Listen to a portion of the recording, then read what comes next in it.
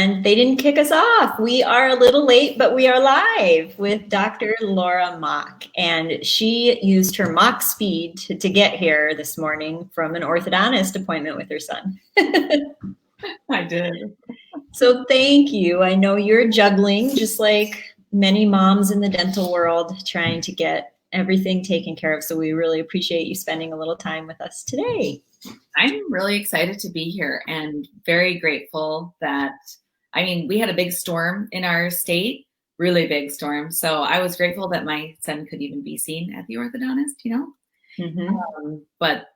and grateful that I could be here with you too. We have power. We have power. We have air conditioning. We have internet. And it's good to be here. Awesome. Well, thank you so much. Well, a little bit about you, and you are a dentist. You have a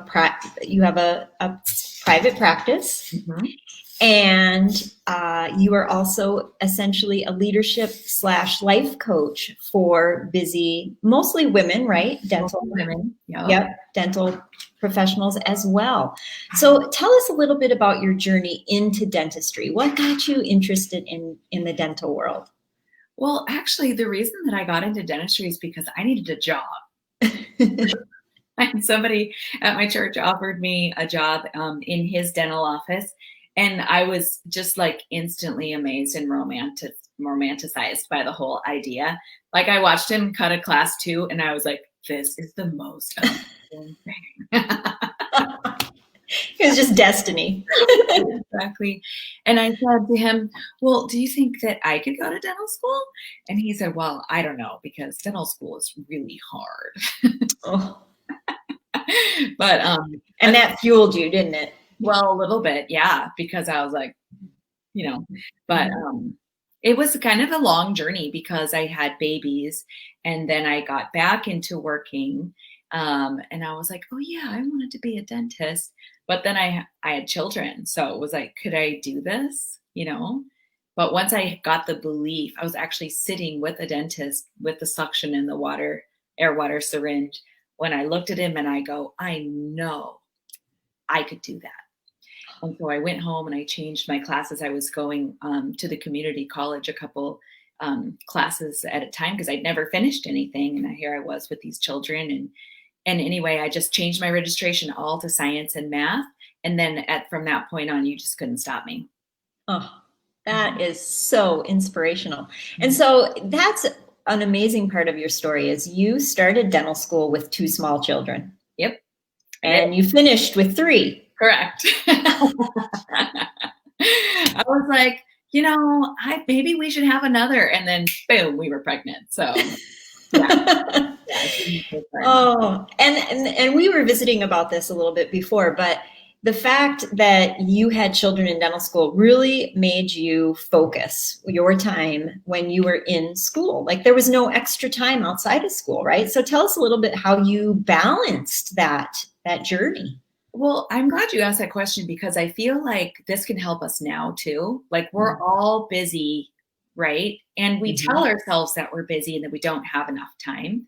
But when you get desperate to accomplish something, like for me, I was like, I am going to be a dentist. And yes, I have these children and I'm going to be devoted to them too, but I am going to make the most of every moment I have. And so my friends or my classmates would be sitting in the back and they'd be texting old style because of course this is back when they were flip phones and it was 222-33-555 or whatever to say whatever you wanted. But I was in the front row. I was raising my hand. I was focusing on, I was actually predicting what multiple choice questions were going to be asked by the material that was being presented because this was my moment. When I got home, I had to nurse my babies. I had to put them to bed. I had to wipe their noses and change their diapers and love them and tell them goodnight stories and all those things. So it was just like, this is my time to laser focus on being a dentist. That's fantastic. Yeah. And have you carried that then now throughout life? Has that been sort of a good habit that you got into then that has helped you throughout life as well? I think so because it was like I started like, this is my moment to do this thing. So if I make a commitment to somebody, I might already be like sending an email or whatever, right as we're talking about the fact that I'm going to send you this link or whatever. I'm going to do this right now because this is my moment to get it done. Mm-hmm. That's fantastic. Mm-hmm. So then you graduate dental school, and what was your journey then as far as practicing? Well, it's kind of funny because what we tell ourselves as reality is what we believe. And for me, I was 32 and I thought I was old. And so I changed the curve, and it was 2007. And so I immediately bought a practice because I thought I was old. I thought that was what I needed to do to catch up, basically, Mm-hmm. because all of my classmates were 6 or 7 years younger than I was. So I bought Mm-hmm. a practice. It was a really, really good bread and butter practice that the seller couldn't see. He couldn't take new patients anymore because he was too full. So Mm-hmm. I bought from him, and then he worked for me. Oh. Yeah. And then so the practice just grew and grew and grew just organically. We didn't have to market or anything because the demand was just already there. Nice. Yeah. And now I've owned it for 13 years. That's awesome. Congratulations. That's a really inspiring story. Thank And part of what you developed with you is that you found out that there was a lot that you learned in dental school, but there was a missing piece. And explain more what was missing and how you found that out in your journey with your brand new practice. This is really, I'm glad you asked me about this because this is important for every person who is listening to this. Okay. Dental school teaches us how to do that class 2 that seemed so magical to me, and how the shape of a number 8 or number 9, exactly where those lobes are and the line angles and the point angles and that all that stuff. They teach you the technical things, but dental school also teaches you how to be kind of hard on yourself. Mm-hmm. Accidentally, maybe dental school doesn't really care about your mental well-being. I'm anthropomorphizing dental school a little bit here, but what happens is we turn our human brains plus the training that we have turns us into negative Nancy's that have a hard time actually enjoying everything that we have accomplished. And that's what happened with me. I had this really amazing practice. We cannot find enough hygiene appointments in our practice. There are patients coming out of our ears. Okay. But I didn't really even like going to work anymore. Hmm. And my numbers were going down because my leadership wasn't thriving. It wasn't what it was supposed to be. And I realized that nobody had ever taught me in dental school how to manage my mind, how to manage all my thoughts about motherhood, business ownership, my clinical abilities. All these things together were creating this whirlwind of chaos and unhappiness. So, sorry. That's all right. That's all right. Everything okay? Yeah. I just Okay. rushed here, so I didn't turn off my dings and my beeps. That's all right. So when you figured this out, because I congratulate you for figuring that out, because I think a lot of people don't even realize they have that unhappiness, but they don't realize that what's missing. What is it? But you honed in that it was your leadership and controlling your mind. So what steps did you take? What were your next steps? Well, I got a coach.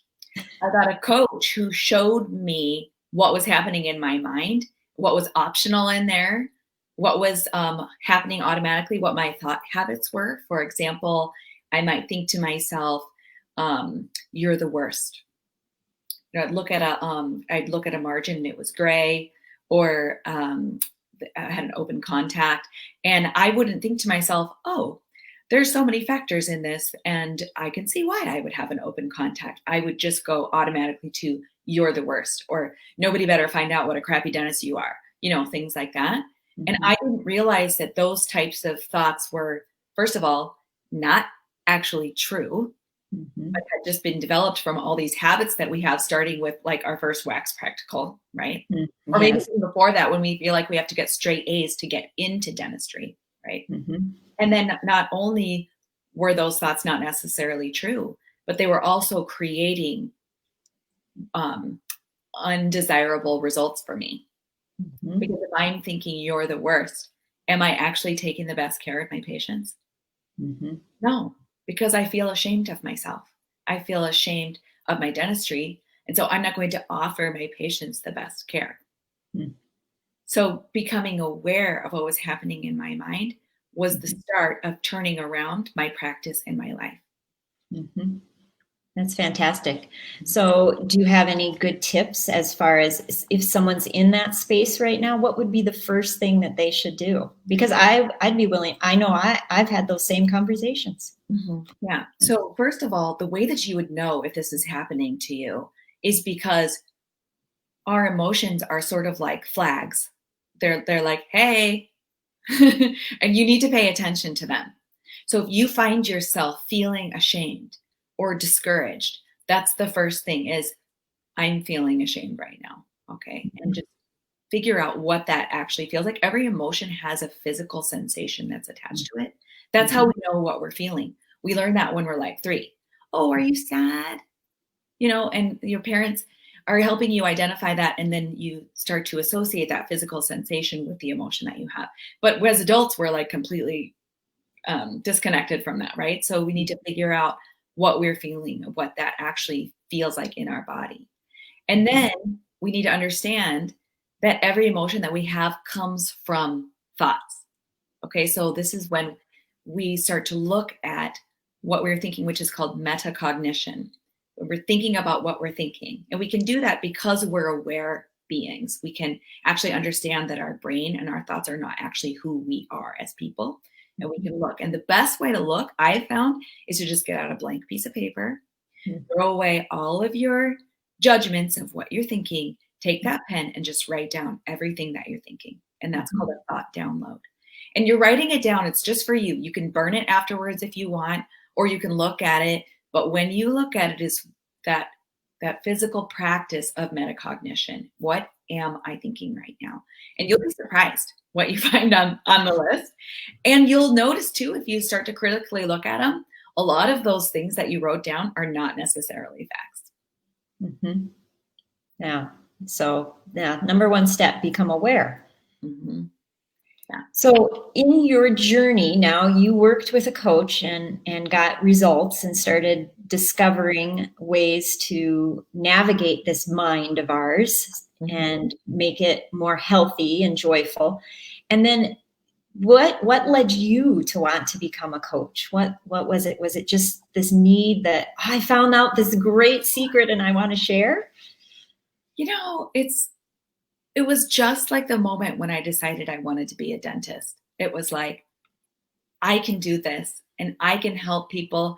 And there are so many dentists out there who need this, who need to be able to separate out what they learned in dental school and how to be a perfectionist from what is making them feel unhappy right now, not being letting them enjoy their life. So yeah, I went to certification training so that I could help other people do the same thing.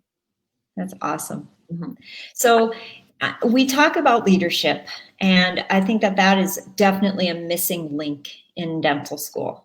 And so tell us, what steps do we need to take to become an effective leader in our practice? And this could be really, even if you don't own your practice, if you're an associate, you're still in a leadership role. And so what as women especially can we start developing our leadership skills with?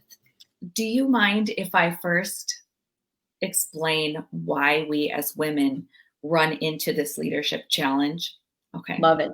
Yeah, love it. It's funny because when I first bought my practice, I literally believed that the way I could tell if I was doing a good job leading the practice is if nobody was mad at me. So I just ran around trying to like put out fires. Are you happy? Are you happy? Okay, this patient wants me to pull their wisdom teeth. No problem. This patient wants me to give them their 2 free prophies a year and not tell them that they have gum disease. And this the dentist that works for me wants this, and the assistants want this, and all I do is I just make them all happy. But Mhm. basically, what that created for me was chaos. And the reason that I believed that, the reason that I made this mistake is very common because as a woman, I have been taught from the time that I was probably 18 months old that my job is to make other people happy. Mm-hmm.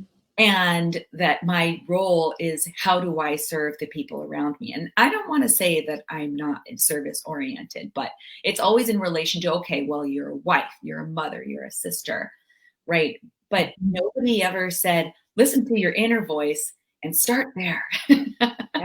You know Right. what I mean? And make sure everybody's happy.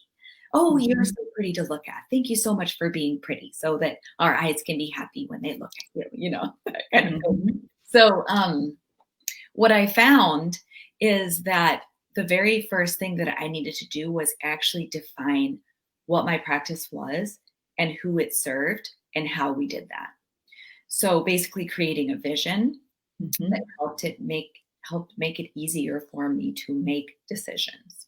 Mhm. And the other thing that I learned through coaching is that we think that we're clear with our employees about what we want, but most of the time we are not clear. We are Mhm. not even close to clear. And so we have to start thinking about our leadership from the perspective of the people we are leading. So Mhm. what are their expectations? What are they hearing from us? And we have to break down exactly what we want from them and why we want it. And then we have to double check. And the hard thing about that is that all we want to do is run into the room and cut the next crown prep or whatever. And we don't want to, we feel like we can't stop and have these conversations with our employees. But until we do that, our practice is just getting pushed around in the wind, whatever is pushing it this direction or that direction. Um, we're not taking control. We're not taking the helm of the boat Mhm. ourselves. So, yeah, Mhm.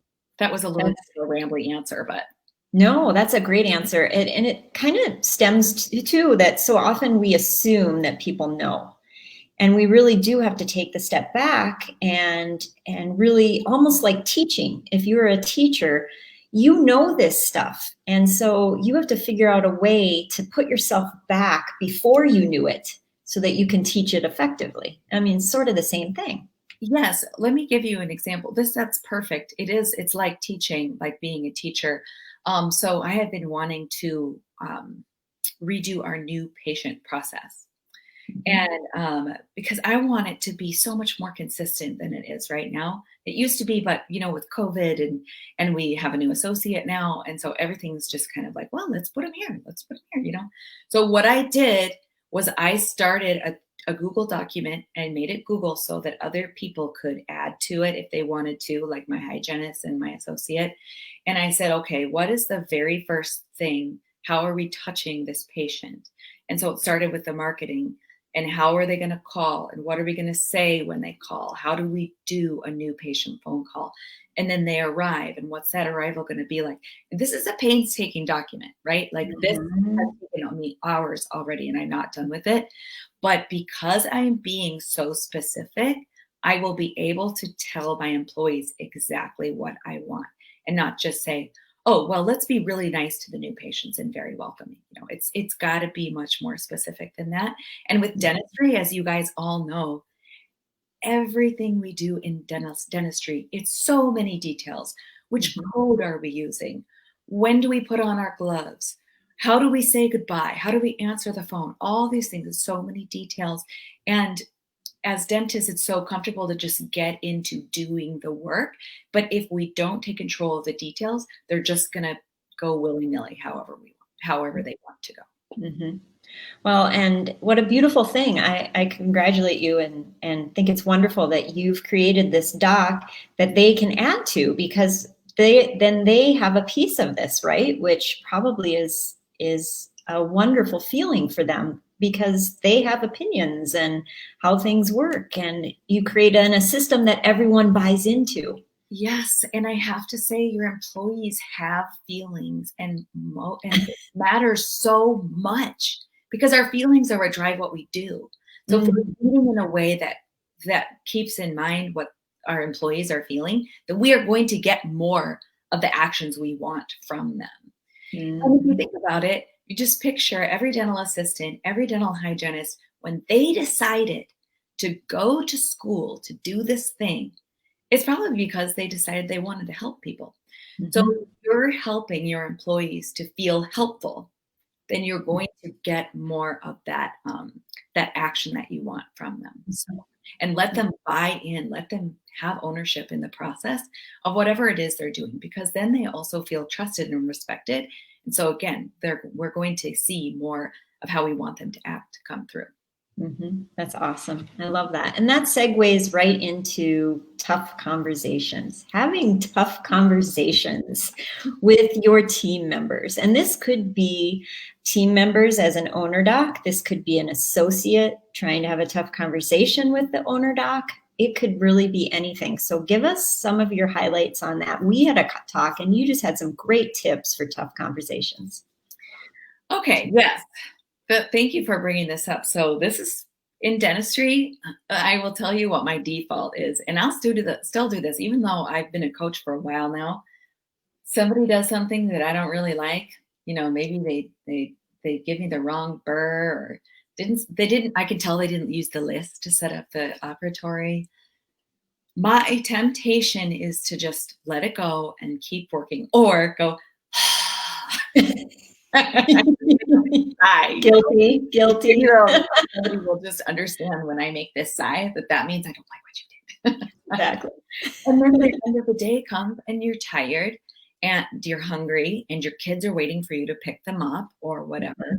And so then you just let it go and you don't stop to do something about it. But I'm telling you right now, the effort that it takes to have this conversation is going to reward you. Or because next time you look at what you want, or you'll find out that your employee is not following your leadership and needs to go bye-bye.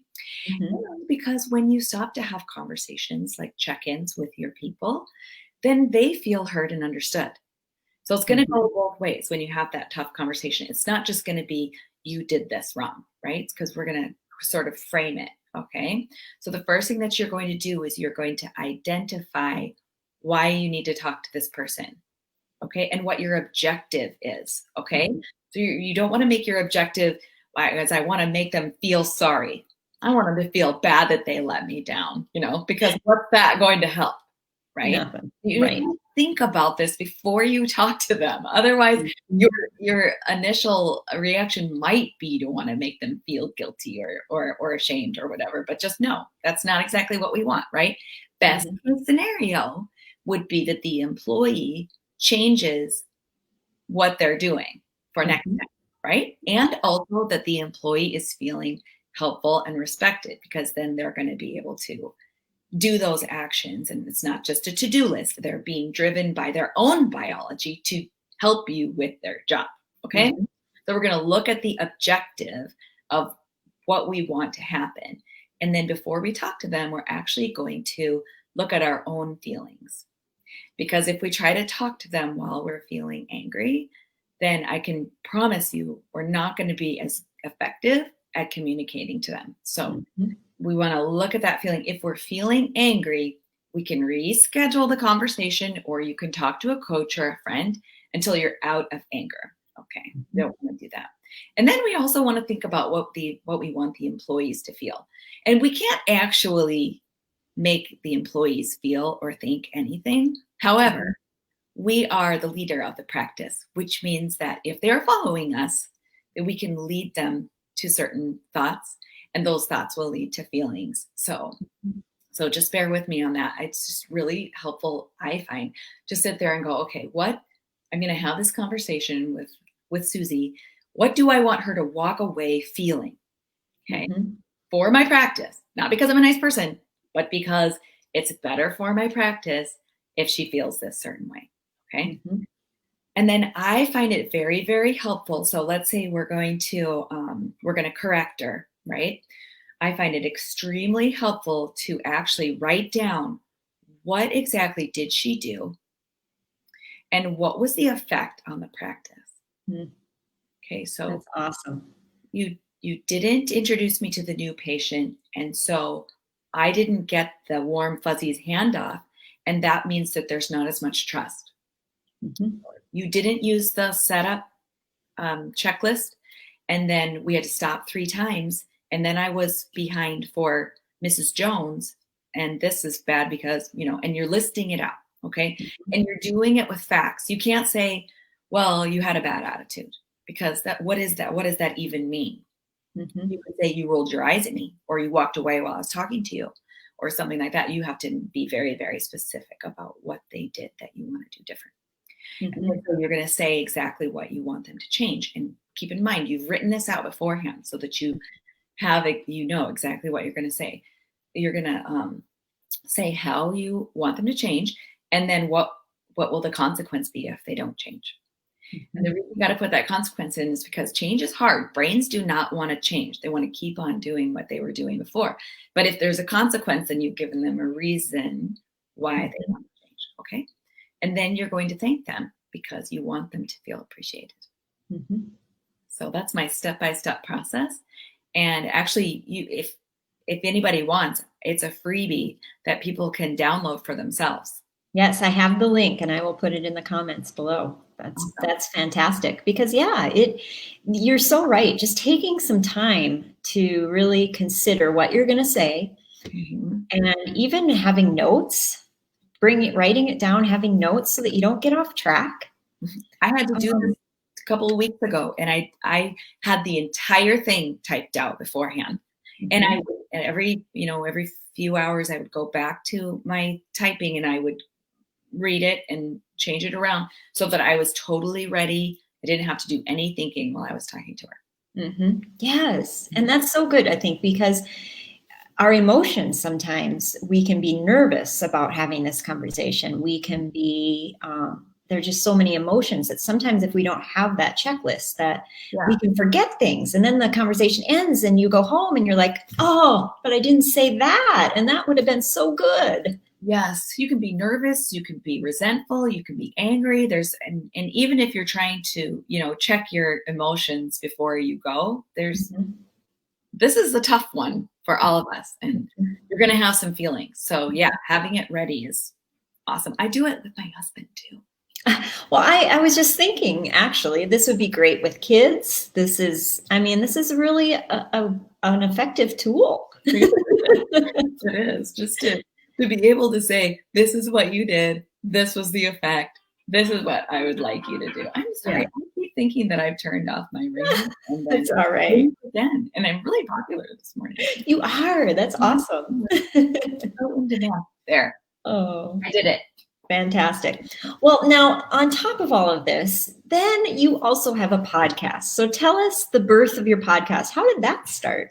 It started with the coaching. I'm like, I got to get the word out. It started as a YouTube channel because that's free. Yeah. And you don't have to be as organized as doing a podcast. And I just was like, I got to get the word out to all of these ladies who own dental practices that their life could be easier. And it's been, I don't know, a year and a half now. It's been 9 months since I actually made it into a podcast that's on iTunes and Spotify. Mm-hmm. And it's just a couple times a month. But honestly, if you are listening to this Facebook Live and you're like, this lady's got some really helpful stuff, dive into the podcast, because there's like 25 episodes now, and plus the old ones on YouTube. And this one that came out this week, it's called How to Not Go Home Grumpy. Yep. I actually put the link to that in our group, because it kind of went with last week. I did a whole thing on being angry and how to manage, and so I thought that was a perfect kind of segue into that. So yeah, it is. You have a lot of really great topics on that podcast. So for sure, check that out. And I will put the link to that as well. Actually, I think I did already put the link to your website and to your podcast. So much. And I have to say, I really like what you're getting done. Oh, you're sweet. So cool. I mean, really, we basically have very similar messages and goals. Mm-hmm. Getting the word out that life can be better, and here are some ways that we can do it. Yep. Yes, I think so. And I think that women, we need to hear this from other women, and we need to be supportive. And that's what I love about you, is you're so supportive and just want to help. You just have a helping heart, and that I think we need more of that in the world right now, especially. Oh my gosh. Right now, we need to stick together. We got to help each other, guys. Mm-hmm. We have to, or we're going to fall apart. Yes. We help each other, we're going to be so strong together. So Yeah. All right, I have two questions left, and one is intermittent fasting. You are a big proponent of intermittent fasting. How did you get into it? And tell us why you think this is the perfect thing for women in the dental profession. So I learned about intermittent fasting from another podcast, which I highly recommend for anyone listening. It's called Weight Loss for Busy Physicians by Dr. Katrina Ubel. Have you heard that? No, that sounds interesting. It's so good. Awesome. Yeah. Awesome. And she teaches about intermittent fasting and fat adaptation. Mm-hmm. So what I'm talking about for your listeners is teaching your body to use your own fat stores when you need fuel instead of just making you hungry for more processed foods. So as Americans who have grown up where we are in our food supply and our culture, our bodies are operating in a suboptimal way with this diet that we have. And so we get hungry, we get hangry, and if we can just step back and eat a little bit more like humans are designed to eat, then we don't get hungry. And for a female dentist practice owner, that is pretty much perfect, because then you can keep on taking care of your patients until you're done. So what I do is every day I start with coffee and heavy cream, and then I don't eat until lunch. But I could go longer if I needed to. In fact, sometimes on days when I'm not working, I don't have lunch until like 2 or 3 p.m. And this is because I have used intermittent fasting to teach my body how to not be hungry. What do you fast? How do you do it? So I stop eating about 6 o'clock at night, and then I usually don't eat until I have coffee in the morning, and then I don't usually eat till noon. That's perfect. So, yeah. Yeah. But I think too, it would be effective to maybe even push through lunch in the practice, like you said, because so often you just scarf down some food because you get that first hunger pain and you think, I'm hungry, I got to eat. And then you scarf down something that A, may not be healthy, and B, you're in fight or flight mode, so you're not going to digest it. And then you end up with a tummy ache, which adds to your mood, and then you go home crabby. Yeah, and you feel like once I started intermittent fasting, lunch hour became more of like a buffer time. Like, I can finish this thing, and I didn't have so much pressure to finish by noon because I could just finish polishing or whatever, because I knew that I wasn't hangry anymore. So it's like releases you from the freedom of your body's urges to get to that point where your body doesn't have to eat anymore. It's amazing. And I have some podcast episodes on that too. They're fairly early on. One of the reasons that I started intermittent fasting, not just so that I wouldn't be hungry, was to lose weight, because I really needed to change the way I was eating, since I wasn't eating optimally for a human. So those are, I don't know, episodes 4, 5, and 6 or something like that. So if that's interesting to your listeners, those are good ones to start with. Fantastic. I'll find one of those and put the link in. And then if you wouldn't mind sending me that information on the other podcast that you learned from, then I'll make sure and include that as well. Yeah, that one's really great because she's a life coach too, and she goes into all those thoughts and feelings and actions and stuff that I was talking about earlier. Awesome. Fantastic. All right. Well, we've been on. I'd like to keep these under about 40 minutes. But I have one more question, and it's one of my favorites. Knowing what you know now, what would you tell your younger self when you just got out of dental school?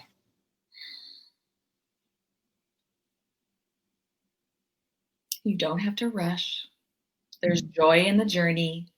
There is not better than here.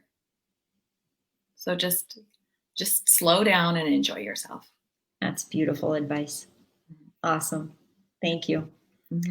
Well, thank you so much. And you can find Dr. Mach at thelifecoachforbusydentist.com. Everything that she is about is there. So check out that website, and she'd be happy to visit with you if you have any questions. Thank you. You're welcome. Thanks so much for taking the time and rushing to get here from the orthodontist. We appreciate you so much. All right. Thank you. All right. Cheers, everyone.